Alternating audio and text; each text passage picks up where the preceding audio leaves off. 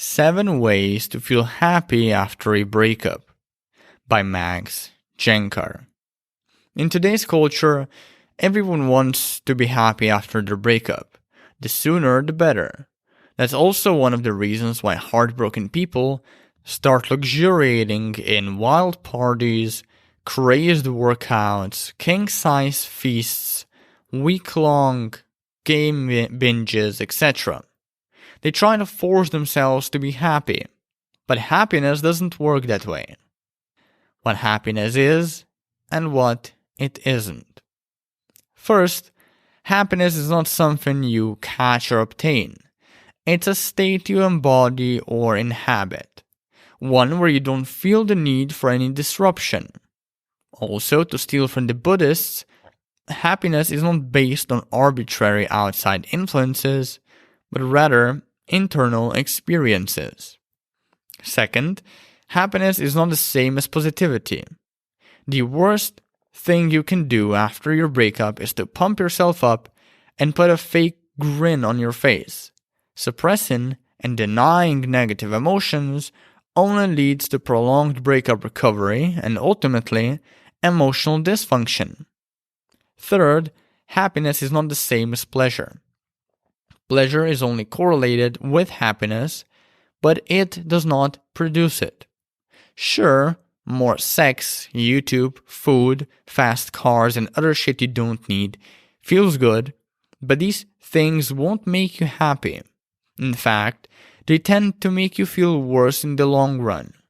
This happens because whatever gives you pleasure is often meaningless or used as a distraction from your breakup pain. In actuality, happiness needs sacrifices. And despite what self-help gurus like Tony Robbins tell you, figuring out how to actually be happy is not always easy either. Hell, sometimes it's a pain in the ass. So let's figure out how you can actually become happy after your breakup. How to feel happy after a breakup. Below are 7 simple ways you can be happier right now. They are emotionally challenging to follow, so be prepared to put effort into them. Also, they are listed in no specific order. Enjoy. 1. Accept your breakup. There's a saying in the Western world that gets thrown around a lot. Shit happens. It's one of those silly remarks that feels really deep and profound on the surface, but actually isn't deep nor profound. Yet the remark still holds acute accuracy. In life, we fail at stuff. We lose our jobs, we lose our relationships, we lose ourselves, i.e., shit happens. But you know what?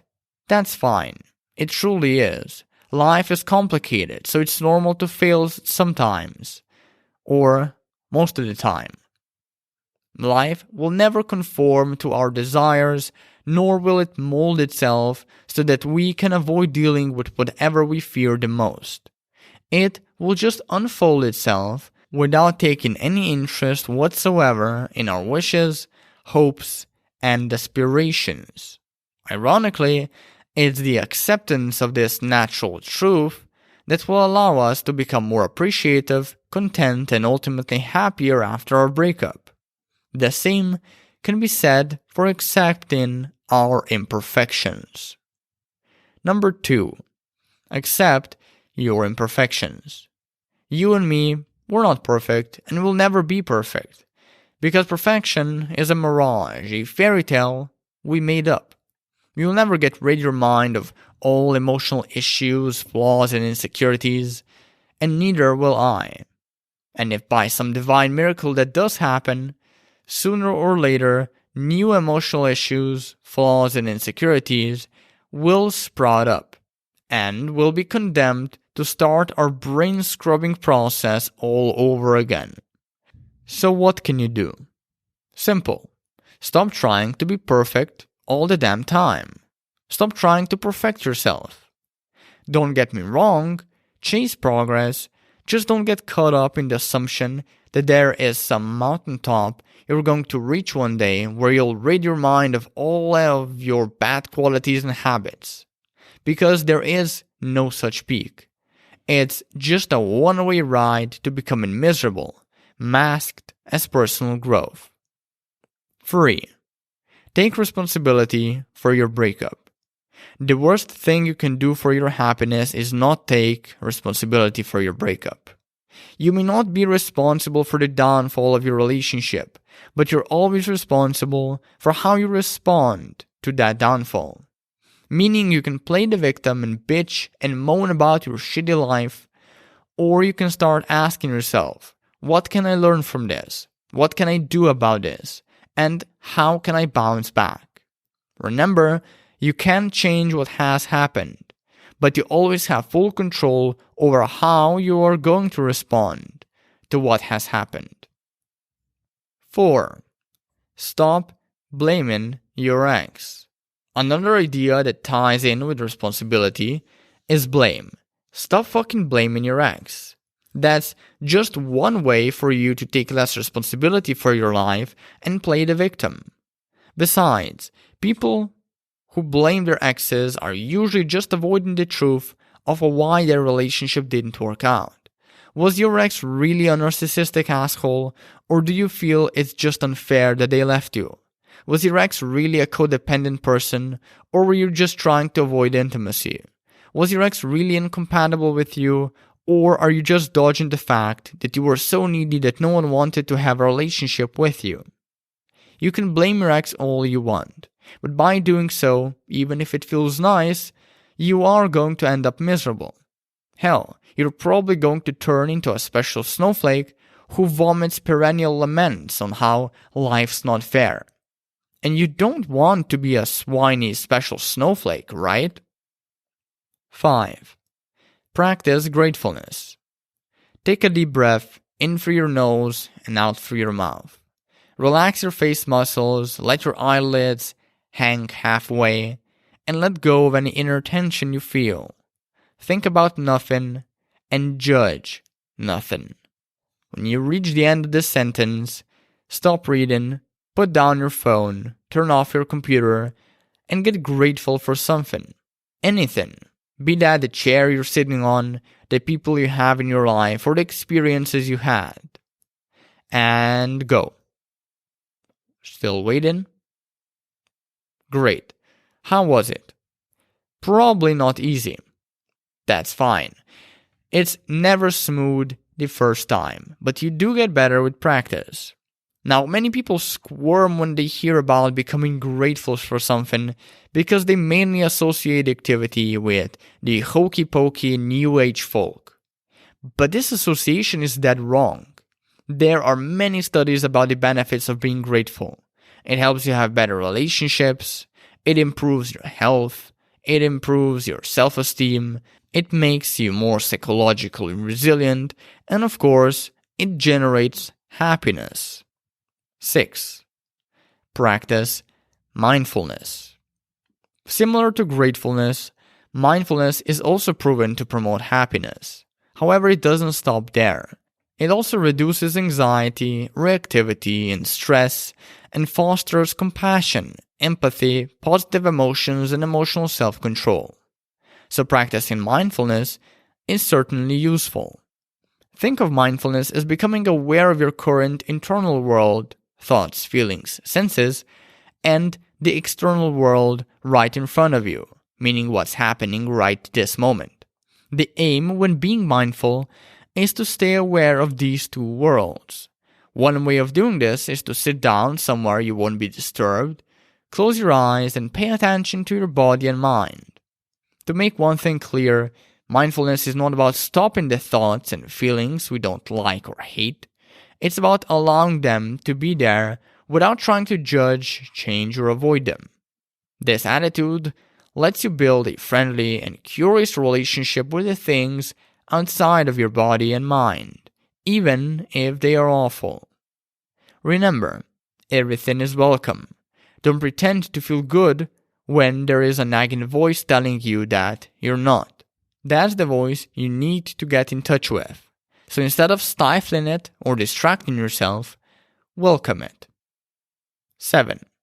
Strive toward your ideal self. Want to remodel your apartment? Want to start a side business? Want to travel the world? Go for it. Here's the funny thing about these endeavors. They are all unpleasant and often involve risk. Your remodeled apartment may turn out ugly. Your new startup may fail. Your luggage may get stolen while you're in a third world country. Therefore, there is a good chance that you end up wasting a shit ton of money and time on these endeavors. Yet, despite their potential downsides, some of them will be the most meaningful endeavors of your life. Yes, they will involve risk, pain, anger, fear, even wasted money and time. But once you've done them and look back, you'll be grateful and happy that you took the plunge. You'll be grateful and happy that it all happened. Why? Because through these sorts of endeavors, you get an opportunity to step into your ideal self. An opportunity to chase after meaningful goals you set for yourself. It's not our end result that define our ideal selves and make us happy. It's the process of achieving challenging and meaningful long-term goals that define our ideal selves and make us happy despite our breakup and pretty much any setback. So how can you start striving toward your ideal self today? Simple. Decide what you want to achieve. What are the things you are willing to suffer for? And then start working on whatever that is. Don't think too much. Just start somewhere. Just do something. The fact that you're moving in some direction, and this can be any direction towards your ideal self, will by itself spark happiness in you. And this goes for whether you achieve your dreams and goals or not. The fact that you've tried and went all the way on some dream is usually all you need to get happy after your breakup. Becoming happy after a breakup is virtually guaranteed. It's astonishing how little a breakup actually influences your happiness in the long term. Sure, you may feel like shit right now, but you won't feel that way forever. You are far more resilient than you think. Dan Gilbert, the brilliant scientist and author of Stumbling on Happiness, proved that when shitty things happen to people, they weep and whine for a while, but then they pick themselves back up and get on with their lives. Take Pete Best, the original drummer for the Beatles. That is, until they fired him for not being like them and brought in Ringo Starr to take his place. Naturally, Pete was devastated after his band's betrayal. I mean, it was 1962 and a year before the Beatles got big. However, years later, he said this: "I'm happier than I would have been with the Beatles." You, dear reader, will experience the same narrative. For the next few weeks, months, years, or however long it may take, you will feel as though the all-enchanting glow of your once fruitful life fell into the void.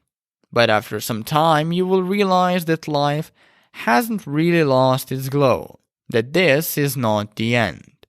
And when that moment comes, you will be happy again.